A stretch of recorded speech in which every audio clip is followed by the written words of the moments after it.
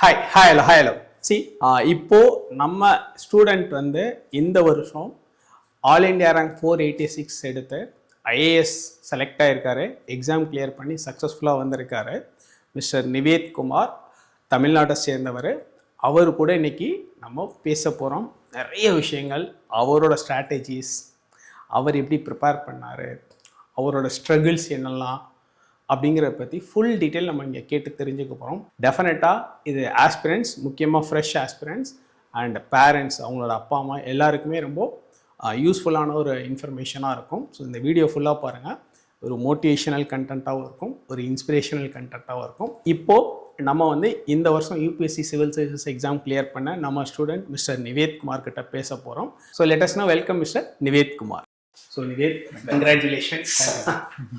Fine. So how do you feel? உங்களுக்கு எப்படி இருக்குது? ஃபஸ்ட்டு இந்த அந்த மொமெண்ட் அப்படின்னு ஒன்று இருக்குல்ல, எல்லாருக்குமே அந்த செரிஷ் பண்ணுற ஒரு மொமெண்ட், பார்த்த உடனே பிடிஎஃப்ல நேம் பார்த்தோடனே ஒரு மொமெண்ட் இருக்குல்ல. So how was the feel? How did you enjoy that moment? So actually I was traveling on the way back to my home in a bus. Appo வந்து I saw my name in the PDF. Before I opened the PDF, my hands are trembling. I was scared, what will happen if my name is not there. Okay. But I took a moment. I just prayed to God that whatever happens from now, it's okay. I'll just accept it. Then when I saw my name, I was really happy. I couldn't scream. Obviously, I wasn't perfect, but it was a wonderful feeling of relief, sir. That's what was there. Because but அங்க வந்து எப்படி இருந்துச்சுன்னா, ஒரு ஹாப்பினஸோட அதிகமா I felt a sense of relief. சரி, நம்ம இத்தனை வருஷமா, நம்ம 4 வருஷமா போட்டிருக்க எஃபர்ட் வந்து now it has not been wasted.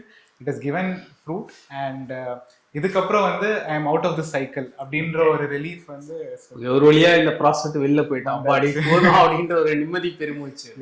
Okay, fine. So இப்போ 4 அட்டெம்ப்ட் கொடுத்துருக்கீங்க இல்லையா? ஸோ இந்த 4 அட்டெம்ப்டில் நிறைய டவுன் மொமெண்ட்ஸ் இருந்திருக்கும். அதாவது நமக்கு நிறைய டைம் இந்த யூபிஎஸ்சி ப்ரிப்பரேஷன் எனர்ஜி டவுன் ஆகிட்டே இருக்கும். ஆமாம், விட்டுட்டு போயிடலாமான்னு ஒரு செல்ஃப் டவுட்டு கூட வரும். இல்லை நம்ம கரியர் ஏதாவது அஃபெக்ட் ஆகிடுமோ, ப்ரைவேட் ஜாபும் விட்டுட்டோம் அப்படிங்கிற ஃபீல்டில் மேபி நீங்கள் பேங்க்ல இருந்து ரிசைன் பண்ணியிருக்கீங்க. ஸோ ஜாபை வேற ரிசைன் பண்ணிட்டு உட்காந்துருக்கோம். இதெல்லாம் வந்து மாதிரி அப்பப்போ டீஎனர்ஜைஸ் பண்ணிக்கிட்டே இருக்கும். நம்ம வந்து டவுன் பண்ணிக்கிட்டே இருக்கும். ஒரு லோ மொமெண்ட்ஸ் நிறையா வரும். ஸோ இந்த மாதிரி லோ மொமெண்ட்ஸ்லாம் வந்ததா, அதெல்லாம் எப்படி ஹேண்டில் பண்ணீங்க? சார், பிகாஸ் 4 வருஷம் ஆனதுனால நடுவில் I faced a lot of criticism from people as well. நிறைய பேர் சொல்லியிருந்தாங்க, இந்த மாதிரி ஃப்ரெண்ட்ஸ் எஸ்பெஷலி கார்பரேட் செக்டரில் நிறைய பேர் செட்டில்டாக இருக்காங்க. அவங்க வந்து நீ வந்து ரெஃபரல் கொடுக்குற, நீ வந்து ப்ரைவேட்டில் ஸ்டார்ட் பண்ண, இப்போ நீ ஸ்டார்ட் பண்ண கூட you can go further heights, நீ போகலாம் அப்படின்லாம் சொன்னாங்க. அப்போ வந்து நான் இல்லை, because my motivation was clear. நான் பேங்க் விட்டுட்டு வரும்போது எனக்கு வந்து இருந்த மனசுல இருந்ததுன்னா I can do public service but at much larger scale.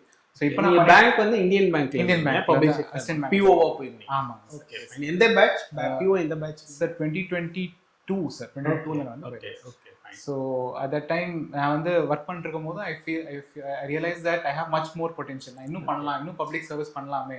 Why should I just contribute only this much to the society? இன்னும் நம்மளால் பண்ண முடியும் போது வை கான் பி ட்ரை அப்படின்ற மாதிரி எனக்கு ஒரு ஃபீலிங் இருந்துச்சு sir.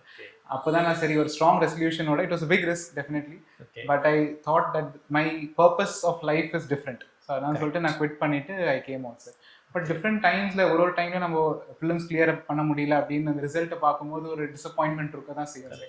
For any aspirant it's the worst day to see their name not in the list. அப்போ வந்து it is that time to take out for yourself, speak with your parents, speak with your friends, try to understand where it all went wrong. என்ன தப்பு பண்ணோம் போன அட்டெம்ப்ட்ல, எந்த sources நம்ம விட்டுட்டோம், இந்த போர்ஷன் நம்ம கம்ப்ளீட் பண்ணிலையா, இல்லை நம்ம ப்ராக்டிஸ் டெஸ்ட் ஒழுங்காக கொடுக்கலையா, இல்லை நம்ம on the day of exam ரொம்ப பதட்டப்பட்டு வேற ஏதோ தப்பாக நம்ம பண்ணிட்டோமா.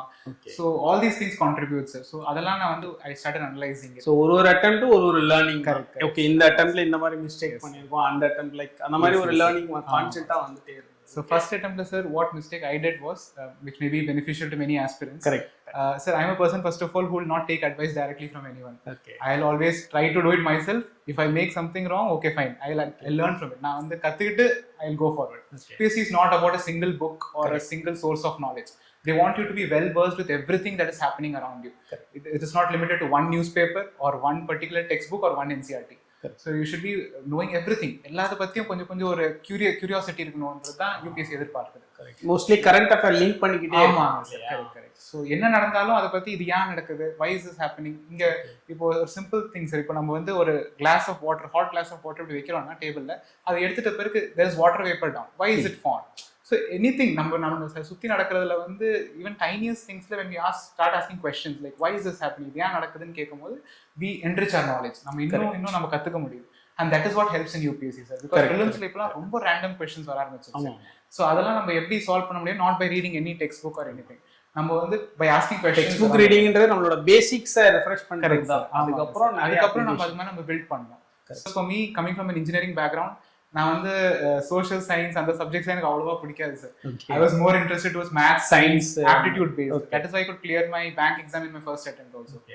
பட் எனக்கு இந்த எக்ஸாம்ல வந்து ஒரு பேக் ஃபுட்ல விளையாட்டு இருந்த மாதிரி எனக்கு ஒரு feeling sir. So I went back to NCERTs, I did my basics again, and third அட்டெம்ப்ட்ல I felt everything was right. Knowledge வைஸ்ல நான் எல்லாமே கரெக்டாக பண்ணியிருந்த மாதிரி தான் எனக்கு ஒரு ஃபீலிங். பட் அங்கே போனோடனே நான் வந்து I relied too much upon knowledge and less upon intuition.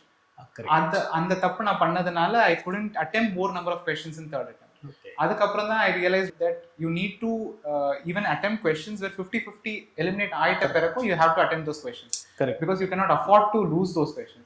And ஒரு 30 to 40 questions நம்ம 50-50 ல இருந்து எலிமினேட் பண்ணிட்டோம்னா அதுல வந்து by probability automatically we have a positive score வர சான்ஸ் இருக்கு. ஸோ நம்ம அதெல்லாம் ஆட் ஆகி தான் நம்ம டோட்டல் ஸ்கோர் நல்லா கிடைக்க சான்ஸ் இருக்கு. So that is what I did. I learned and I did it in my fourth attempt. Fine, good. இப்போ எனக்கு இங்கே ஒரு கொஸ்டின் என்னன்னா, இது ஜென்ரலாக ஆஸ்பிரன்ஸ்க்கு இருக்கிற ஒரு பாயிண்ட் ஆஃப் இதுதான். என்ன அப்படின்னா, இப்போ என்சிஆர்டி புக்ஸ் அப்படின்றது நம்ம ஸ்கூலில் படித்த 6th to 10th புக்ஸ் தான். நம்ம ஸ்கூல்லே படித்த புக்ஸ் தானே.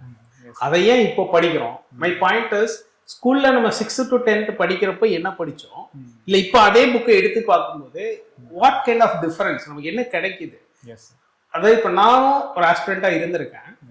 எனக்கு என்ன ஃபீல் ஆச்சுன்னா, நம்ம 6ஆம் கிளாஸ்ல இவ்வளோ நல்லா படிக்கலையே, இவ்வளோ புரியாமல் படிச்சிட்டோமே அப்படின்னு ஒரு ஃபீல் வரும். So how do you find the difference? இதே சேம் 6th to 10th நீங்கள் சென்ட்ரல் போர்டில் தான் படிச்சிருக்கீங்க. அப்போ படிக்கும்போது அந்த புக்கு எப்படி இருந்துச்சு, அதே புக்கை இப்போ படிக்கும்போது what is the difference? So firstly I felt நம்ம வந்து அதே புக்ஸ் நீங்கள் சொன்ன மாதிரி அதே மாதிரி தான் ஃபீலிங் வந்துச்சு. அப்பவே நல்லா படிச்சிருந்தா இப்போ திருப்பி எடுத்துருக்க தேவையில்லையே அப்படின்ற ஒரு ஃபீலிங் வந்துச்சு சார். பட் ஐ ஃபீல் அதை படித்த பிறகு எனக்கு வந்து ஒரு புது இன்னும் I'm learning something new from an old text புக்ன்ற மாதிரி ஒரு ஃபீலிங் வந்துச்சு சார். பிகாஸ் நம்ம ஒரு ஃபவுண்டேஷன் கோர்ஸ் பண்ணியோ இல்லை இவ்வளோ நாலேஜ் கேதர் பண்ணிட்டு ஒரு கிராஜுவேஷன் முடிச்சுட்டு திருப்பி அந்த புக்கை படிக்கும் போது our knowledge base is already so much. அப்போ நம்ம வந்து அதை வந்து ஒரு ரோட் லேர்னிங்காவோ இல்லை மெமரைஸ் பண்ணுறதுக்காகவோ படிக்க மாட்டோம். நம்ம வந்து அதுலேருந்து ஒரு நாலேஜ் எக்ஸ்ட்ராக்ட் பண்ணி அதை வந்து ஒரு ஸ்டோரி மாதிரி படிக்க ஆரம்பிப்போம் சார். எஸ்பெஷலி ஹிஸ்ட்ரி நான் படிக்கும் போது ஐ ரிமெம்பர், நான் அந்த எங்கள் அப்பா அம்மா வந்து இன்னும் அந்த புக்ஸ் எல்லாம் ப்ரிசர்வ் பண்ணி வச்சிருந்தாங்க. நான் 6th to 12th படித்தது. ஸோ அதே புக்ஸ் தான் எடுத்தேங்க சார். ஸோ அந்த புக்ஸ் எடுத்து நான் பார்க்கும்போது என் ஹேண்ட் ரைட்டிங்ல த இல்லெஜிபிள் ஹேண்ட் ரைட்டிங்ல I had written some notes, some underline facts are there. So அதெல்லாம் பார்க்கும்போது ஐ ஃபெல்ட் லைக் அந்த டைம்ல நான் வந்து எல்லாம் வந்து இம்பார்ட்டன்ட் கொஸ்டின், இது வந்து எக்ஸாம்க்கு வரலாம் அப்படின்னு use to road learn everything. But இப்போ நம்ம அதை படிக்கும் போது ஒரு கதையா ஒரு அண்டர்ஸ்டாண்ட் பண்ணிட்டு புரிஞ்சுக்கிட்டு படிக்கிறோம். இப்போ ஒரு நரேட்டிவ் செட்டிங்கோட படிப்போம். அப்போ வந்து நான் எக்ஸாம்ல அந்த 2 மார்க் கொஸ்டின் 3 மார்க் கொஸ்டினுக்காக படிச்சோம். ஆமாங்க சார், அந்த டிஃபரன்ஸ் தான் மெயின். ஒரு நரேட்டிவ் நம்ம அண்டர்ஸ்டாண்ட் பண்ணிட்டா தான் sir, because it will be helpful for us. ஏன்னா பிலிம்ஸும் மெயின்ஸும் சரி யூபிஎஸ்சில they don't want you to just memorize something and blurt it out in the exam. They don't want that. அவங்களுக்கு வந்து அதை புரிஞ்சுக்கிட்டு அது ஏன் நடந்துச்சு, அது எப்படி நடந்துச்சுன்னு தான் they want you to write. So that will help us in clearing this exam. Okay, fine. So இப்போ பிலிம்ஸில் வந்து நீங்கள் வந்து ஒரு 3 attempt போயிட்டு கிளியர் ஆகலை, அதுக்கப்புறம் 4வது அட்டெம்ப்டில் பிலிம்ஸ் கிளியர் பண்ணியிருக்கீங்க. ஃபைன். பிலிம்ஸில் எக்ஸாம் ஹாலுக்குள்ள என்ன மாதிரியான ஸ்ட்ரகிள்ஸ் நீங்கள் ஃபேஸ் பண்ணீங்க, அண்ட் அது எப்படி ஒரு அட்டெம்ப்ட்லையும் அந்த ஸ்ட்ரகிளை ஓவர் கம் பண்ணீங்க? எஸ், ஏன்னா இது ரொம்ப இம்பார்ட்டன்ட். நிறைய ஆஸ்பிரன்ட்ஸ் என்னன்னா படிப்பாங்க ஆனால் எக்ஸாம் ஹாலுக்கு போய் அவங்களால பர்ஃபார்மன்ஸ் கரெக்டாக டெலிவரபிள்ஸ் கொடுக்க முடியாது. இது நம்ம ஸ்ட்ரகிள் இருக்கும். ஸோ அது எப்படி, like what are your struggles? Okay sir, every அட்டெம்ப்ட்ல my strategy changed. Okay. And sir, it's definitely by God's grace, because whatever you can do, we'll do it till the day of exam. அதுக்கு முன்னாடி வரைக்கும் நம்ம எவ்வளோ முயற்சி பண்ணியிருப்போம், ஆனால் அந்த நாள் என்ன நடக்க போகிறது நம்ம கையில் கிடையாது. We should just think that we have given our best. இதுக்கு மேலே நம்மளால் பண்ண முடியாது. படிக்க வேண்டியது படிச்சாச்சு, ரிவைஸ் பண்ண வேண்டியது ரிவைஸ் பண்ணியாச்சு, டெஸ்ட் சீரிஸ் கொடுத்தாச்சு. We should not overthink anything on that day. And நான் லாஸ்ட் இந்த 4th attemptல பண்ணும்போது sir, one thing that I did which worked out for me was 1 week முன்னாடி I closed my textbook sir, everything. I closed my notes, everything. நான் எதுவுமே பார்க்கல sir. 1 week before விட்டுட்டு Then I took a question paper, previous year question oda booklet எடுத்துக்கிட்டேன் sir. Every year wise, not the subject wise. So year wise update எடுத்து every day I used to sit down same at 9 o'clock to 11 o'clock, the same time as that of UPSC prelims, and I used to solve that paper. Time போட்டு and MCQ அந்த paper வருங்க sir, OMR sheet. அந்த OMR sheet வச்சு time management bubble பண்ணி I used to do the entire thing again. So every day I used to sit down, 2024 paper, 2023 paper, 2022 paper அப்படின்னு சொல்லிட்டு every day I used to sit down அதே டைம்ல 9 to 11 டைம்ல. So my mind was attuned that இந்த டைம்ல நம்ம உட்காந்து இப்படி சால்வ் பண்ணணும் அப்படின்ற மாதிரி ஒரு இது இருந்துச்சு sir. So that worked out for me. In fact நானுமே கிளாஸ்ல அடிக்கடி ஸ்ட்ரெஸ் பண்ண விஷயம் தானே, previous year questions are precious, previous year questions are ப்ரீஷியஸ்னு அடிக்கடி சொல்றேன். ஏன்னா அந்த ப்ரீவியஸ் இயர் கொஸ்டின் ஒர்க் பண்ணாமா நமக்கு இந்த எக்ஸாமோட நாக் என்னன்றதே ஒரு ஹோல்டு கிடைக்கும். ஆமாம், ஆனால் நீங்கள் ப்ரீவியஸ் இயர் கொஸ்டின் ஒர்க் பண்ணாமல் சும்மா எவ்வளோ டெஸ்ட்டு எவ்வளோ படித்தாலுமே கிடைக்கும் அந்த நாக் என்னன்னே புரியப்படாது இல்லையா. So as you said rightly அந்த ப்ரீவியஸ் இயர் கொஸ்டின் ஹோம்ஒர்க் பண்ணுறது அப்படின்றது எஸ். இப்போது பிலிம்ஸ்க்கு வந்து பார்த்தீங்கன்னா history, geography, polity, economy, science and tech எஸ் அப்படின்னு டிஃப்ரெண்ட் சப்ஜெக்ட்ஸ் இருக்குது. இப்போ எல்லா ஆஸ்பிரன்ஸும் பண்ணுற தப்பு, நானும் கிளாஸில் சொல்கிற விஷயங்கள் தான் என்னென்னா, எல்லாருக்குமே எல்லா சப்ஜெக்டும் சூப்பராக வராது. இப்போ ஃபார் எக்ஸாம்பிள் எனக்கு பர்சனலாக கேட்டிங்கன்னா ஜியாகிரஃபி படிப்பேன், எக்ஸாமுக்காக படிப்பேன், பட் ரொம்ப லைக் பண்ணி லவ் பண்ணிலாம் படிக்க மாட்டேன். ஸோ இது மாதிரி ஒருத்தருக்கும் ஒரு ஏரியாஸ் இருக்கும். ஆமாம். ஆனால் நிறைய பேர் என்ன நினைக்கிறாங்கன்னா எல்லாத்தையும் படிச்சிடணும், எல்லா சிலபஸும் கம்ப்ளீட்டாக முடிச்சிடணும், எதுலேயுமே குறை வச்சிடக்கூடாது.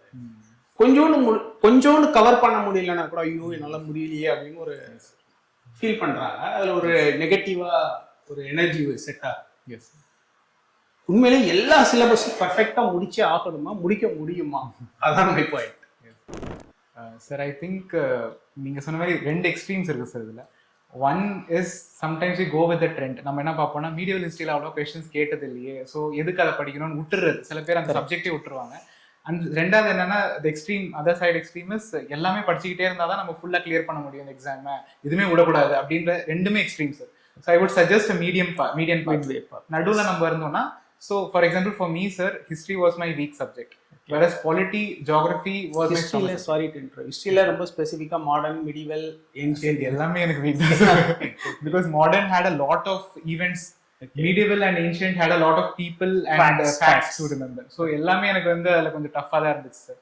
So what I did was in my final attempt, இதுக்கு முன்னாடி சார் நான் மீடியல் ஹிஸ்ட்ரி அவ்வளவா ஃபோக்கஸ் பண்ணல sir, because I was seeing the trends, I saw everyone was telling me, seniors told me அது return on investment ரொம்ப கம்மி, so you don't focus on that அப்படின்ற மாதிரி சொன்னாங்க. But I realized that if I leave something out, that is affecting my confidence. ஏன்னா இது படிச்சிருந்தா நம்ம மேபி ஆன்சர் பண்ணிருக்கலாமே இந்த கொஸ்டின் ஒரு மனசுல இருக்கும், or maybe even a basic question could have come from that and I would have left it. So that hurts in the that will hurt in the final score sir. So அதனால நான் என்ன suggest பண்ணுவேன் sir, first we'll go through the entire syllabus, polity, geography, economy, basic books எல்லாமே படிச்சுதான் ஆகணும் sir. Because if you don't do even that much, then we are missing out on the competition. Because everyone is doing that. If we don't do it, we are left out. So for example, history la I did my old NCRTs, that was recommended and I finished it somehow. I took more time sir than the rest of the subjects. Polity I reduced my time for polity and I gave more time to history. So I took all the old NCRTs, made notes out of it. It was a tough task. Adu namu konjam pallu kadichittu dhaan seiyanum, but we have to do it sir. Pannittu, but there are more books also, like nariya standard books la vandiruchu history ku, but I didn't get into it sir. Correct. நம்ம அது over Burton தான். ஆமாங்க, எல்லா புக்லயும் ஒரே information sir. நீங்க சொன்ன மாதிரி ஒரு மினிமம் லெவல் வரைக்கும் நான் ஸ்டாண்டர்ட் செட் பண்ணிக்கிட்டு இவ்வளவு நாள் பண்ணணும் அப்படின்னு வந்து I finished it sir. But அதுக்கு மேல நான் பண்ணணும்னா then I have to put more effort that I have to take from other subjects. Correct. So நான் என்னோட ஃபோக்கஸ் வந்து ஷிஃப்ட் ஆகும் towards a particular subject. I didn't want to do that. And நீங்க சொன்ன மாதிரி சில subjects sir we are good at it. So for a person he might be good at geography. So if he revises geography properly, he'll get all the answers right. Correct. So that will work out for his favor. So அந்த மாதிரி வந்து நான் வந்து பாலிட்டியில் நிறைய focus பண்ணேன். Multiple division polity எப்பவுமே லட்டு மாதிரி. எல்லா யூபிஎஸ்சி ஆஸ்பிரண்ட்டுக்கும் பாலிட்டியில் ஒரு 10 அதுல தப்பாயிடுச்சுன்னா it's very dangerous. It's not acceptable. நானும் கிளாஸ்ல சொல்றேன், இட்ஸ் நாட் அக்செப்டபிள். பாலிட்டியில் நீ ஒரு தப்பு விட்டேன்னா not at all accept. Correct. So பாலிட்டிக்கு அந்த மாதிரி பண்ண sir. Then geography also I relied mostly on diagrams, Indian geography, world geography, mapping வச்சு நம்ம கற்றுக்கலாம். ஸோ அது மாதிரி டிஃப்ரெண்ட் ஸ்ட்ராட்டஜிஸ் நம்ம வச்சு at least minimum standard you have to finish. Then அதுக்கு மேலே நமக்கு எதில் இன்ட்ரெஸ்ட் வருதோ we can explore சார். இந்த இடத்துல இன்னொரு பாயிண்ட் என்னன்னா, நான் கிளாஸில் சொல்கிற விஷயம் தான், அதாவது நீ எல்லா சப்ஜெக்டும் படிக்கணும்னு அவசியம் இல்லைப்பா. உனக்கு எதெல்லாம் நல்லா வருமோ அதில் எல்லா கொஸ்டினும் நல்லா பண்ணுற மாதிரி பார்த்துக்கோ. உனக்கு கொஞ்சம் வீக்காக இருக்கிறதுல ட்ரை டு மேக்ஸிமைஸ், இல்லாட்டி விட்டுரு. ஏன்னா உனக்கு ஒரு 55 கொஸ்டின் நெட் வந்தாலே இன்னைக்கு கட் ஆஃப் ஓபிசி ஜென்ரலுக்கே வந்துருது. Yes sir. அது போதும்பா அப்படின்னு சொல்லுவேன். ஓகே, இது ஒரு பாயிண்ட். இன்னொரு பாயிண்ட் என்னன்னா, எக்ஸாம் ஹால்குள்ள எவ்வளவு கொஸ்டின் அட்டென்ட் பண்ணணும் ப்ரிலிம்ஸ்ல. இப்போ 2 டைப் ஆஃப் பீப்புள் இருக்காங்க. 95 98 வரைக்கும் அட்டென்ட் பண்ணுவாங்க, ஒரு 25 தப்பானா பரவாயில்லைன்னு இருப்பாங்க. இன்னொரு செட் ஆஃப் பீப்புள், நம்மளே இப்போ கிளாஸ்லேயே நான் பேசிருக்கும் போது சொல்லிட்டு இருக்க சில விஷயங்கள்னா, நீ 70 அட்டென்ட் பண்ண, ஒரு 55 65 60 ரேஞ்ச் கரெக்டான கூட ஒரு 10 தப்பானா பரவாயில்லை. ஆனால் நீ 95 அட்டென்ட் பண்ணி, நிறைய பேர் பார்த்துருக்கேன் 95 அட்டென்ட் பண்ணி 30 40 தப்பாயிடும், டோட்டலாக கட் ஆஃப் அவுட்ல போயிடுவாங்க. ஸோ இந்த ரெண்டுத்துல எது வந்து உங்களோட ஸ்ட்ராட்டஜியா இருந்தது, எது you suggest? Sir I think again medium sir. Medium தான். நீங்க எவ்வளவு அட்டெண்ட் பண்ணீங்க? நானும் இந்த 2 ஸ்ட்ராட்டஜி கேள்விப்பட்டேன் சார்.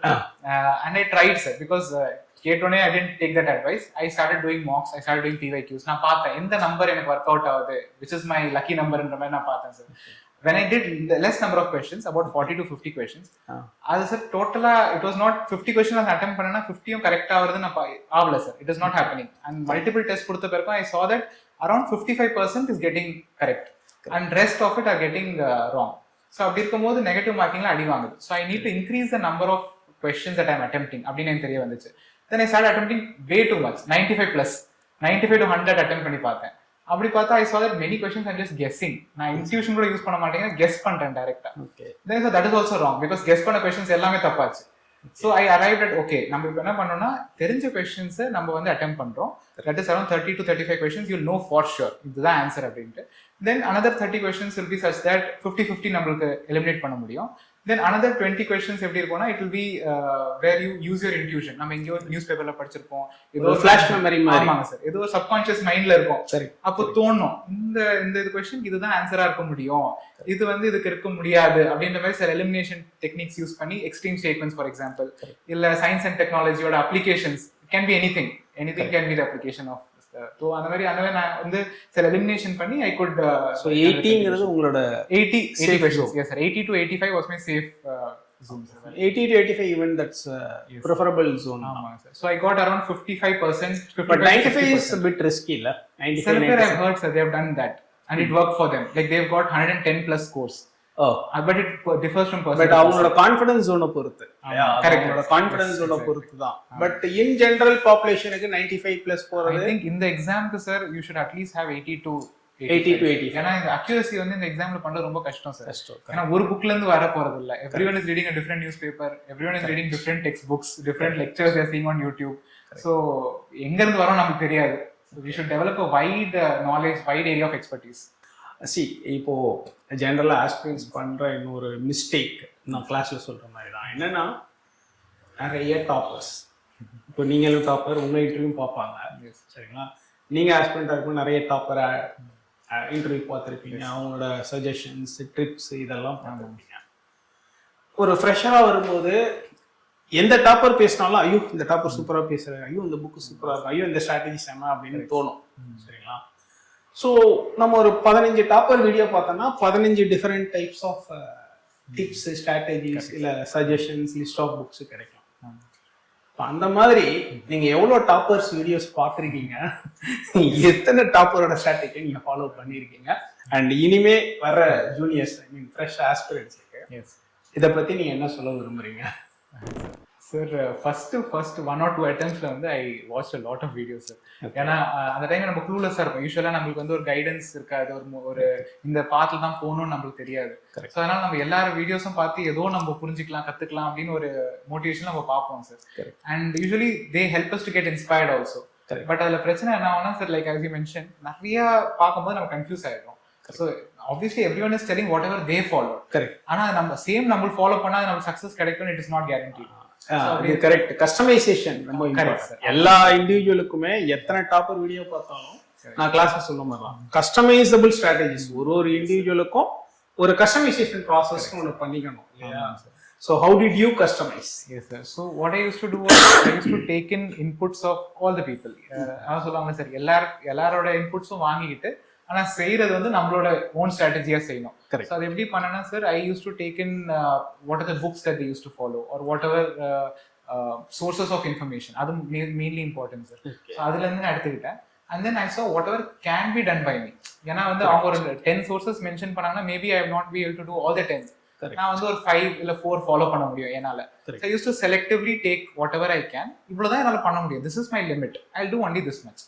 அதுக்கப்புறம் I will revise it. அது வந்து I'll be sure of that. So அதுமே சொல்லிட்டு I customized my strategy accordingly. And since I had the benefit of having 4 years, I could see what is working out. எது work ஆகுது எது work ஆகல அப்படின்னு சொல்லிட்டு I could understand, sir. And I learned from my mistakes. Maybe that is how UPSC has journeyed. Fine. So the most important point என்னன்னா ஆஸ்பிரன்ஸ்க்கு நான் சொல்ல ஒரு விஷயம், customization of strategy. Please note this point. இது நான் கிளாஸ்ல அடிக்கடி சொல்ற விஷயம். இப்போ அவர் ஒரு டாப்பர் வாயிலிருந்து ஒரு ரெஜிஸ்டர் வாயிலிருந்தே வந்திருக்கு. Customization of strategy is very important. எல்லாரோட ஸ்ட்ராட்டஜியும் நமக்கு ஃபிட் ஆகாது. So you have to customize your strategy for yourself. உங்களுக்கு இது செட் ஆகுமோ அது பிரகாரம் தான் நீங்கள் உங்களோட ஸ்ட்ராட்டஜி ஃபிக்ஸ் பண்ணிக்கணும். இன்னொருத்தரோட ஸ்ட்ராட்டஜி உங்களுக்கு வந்து ஃபிட் ஆகாது. Fine. And one more important question என்ன அப்படின்னு கேட்டிங்கன்னா, ப்ரிலிம்ஸ் நீங்கள் எழுதும்போது மெயின்ஸுக்கு ரெடியாக இருந்தீங்களா? ஓகே, நீங்கள் இப்போ 4th அட்டெம்ப்ட்ல ப்ரிலிம்ஸ் கிளியர் பண்ணிட்டீங்க. அடுத்து மெயின்ஸுக்கு இமீடியட்டாக நீங்கள் ரெடியாக இருந்தீங்களா? இல்லை ப்ரிலிம்ஸ் கிளியர் இப்போ நிறைய பேர் என்ன பண்ணா நான் பார்க்குறோம், ஃப்ரெஷர் சார் ப்ரிலிம்ஸ் மட்டும் ஃபஸ்ட்டு கிளியர் பண்ணினா அப்புறம் மெயின்ஸ்லாம் பார்த்துக்கோங்க சார், அதெல்லாம் அசால்ட்டாக அடிச்சிடும் சார் அப்படின்பாங்க. ஸோ ப்ரிலிம்ஸ்க்கு முன்னாடியே மெயின்ஸ்க்கு நம்ம ரெடியாக தான் இருந்தே ஆகணுமா, இல்லை ப்ரிலிம்ஸ் முடிச்சுட்டு மெதுவாக மெயின்ஸ் படிச்சுக்கலாம்? I don't think we can separate both. அது வந்து யூபிஎஸ்சி சிலபஸே எப்படி டிசைன் பண்ணிருக்காங்கன்னா, நம்ம மெயின்ஸ் ரெடியா இருந்தாலே ஓரளவுக்கு ப்ரிலிம்ஸ் ரெடி. மெயின்ஸ் ரெடியா இருந்தா தான் ப்ரிலிம்ஸே கிளியரே பண்ண முடியும் அப்படின்றது. பட் ப்ரிலிம்ஸ் கொஞ்சம் extra some things might not be the same because like post independence, world history அதெல்லாம் ப்ரிலிம்ஸ் கிடையாது. So less 3-4 months before you have to re-alter your strategy. அவ்வளவுதான். But mainly you're preparing for mains. You're not preparing for prelims. That is what our preparation is. And நானும் பண்ண தப்பு என்னன்னா sir, 3 years prelims clear ஆகலன்னு பார்த்தோன்னே prelims மேல நிறைய focus வர ஆரம்பிச்சிச்சு. I think many people do the same mistake. அப்போ நான் வந்து ப்ரிலிம்ஸ் மேல நிறைய ஃபோக்கஸ் பண்ணி ஜிஎஸ் சப்ஜெக்ட்ஸ் மட்டும் நிறைய பார்த்துட்டு இருந்தேன் சார். ஆந்த்ரோ கொஞ்சம் பின்னாடி விட்டுட்டேன். So I had my notes எல்லாம் வச்சிருந்தேன். ஆனால் டெஸ்ட் சீரிஸோ இல்லை ஃப்ரீக்வெண்ட் ரிவிஷனோ எதுவுமே பண்ணல. நான் அப்படியே விட்டுட்டேன். ஜிஎஸ் கிளியர் பண்ண பிறகு அப்புறம் பார்த்துக்கலாம் அப்படின்ற மாதிரி ஒரு மைண்ட் செட்ல இருந்தேன் சார். அதனால எனக்கு என்ன ஆச்சுன்னா, my time period between prelims and mains ரொம்ப ஸ்ட்ரெஸ்ஃபுல்லாக இருந்துச்சு sir. I couldn't get sleep. I lost almost 10 kgs because of the stress. So அது ரொம்ப ஹெக்டிக்காக இருந்துச்சு எனக்கு. I just felt in hindsight maybe அந்த முன்னாடியே நான் வந்து மெயின் ஸ்டடி நல்லா பண்ணியிருந்தேன்னா, முன்னாடி நல்ல டெஸ்ட் சீரிஸ் கரெக்டாக டைம்ல கொடுத்துருந்தேன்னா, I would have been very comfortable between கொஞ்சம் பெட்டரா இது பண்ணிருக்கலாம். ஆமாங்க sir. So I could maybe dedicate more time physically mentally stable ஆ இருந்து நான் ஆராமா பண்ணிருக்கலாம். அது வந்து it will definitely help sir. எனக்கு தெரிஞ்ச நிறைய ஆஸ்பிரன்ட்ஸ் இப்போ இந்த அட்டெம்ப்ட்லயே கூட they clear prelims சும்மா just like that prelims clear பண்ணாங்க. ஆனா மெயின்ஸ்க்கு they are not ready. இப்போ என்ன மெயின்ஸ் போயிடுச்சு. ஏன்னா திருப்பி again the cycle starts. Now they have reduced the cycle length also. That is why we hardly get 2.5 months to prepare. Correct. வந்து prepare பண்றது ரொம்ப கஷ்டம் sir. Correct. So prelims cum mains இன்டகிரேட்டடா பண்றது தான் ப்ரொடக்டிவா இருக்கும்.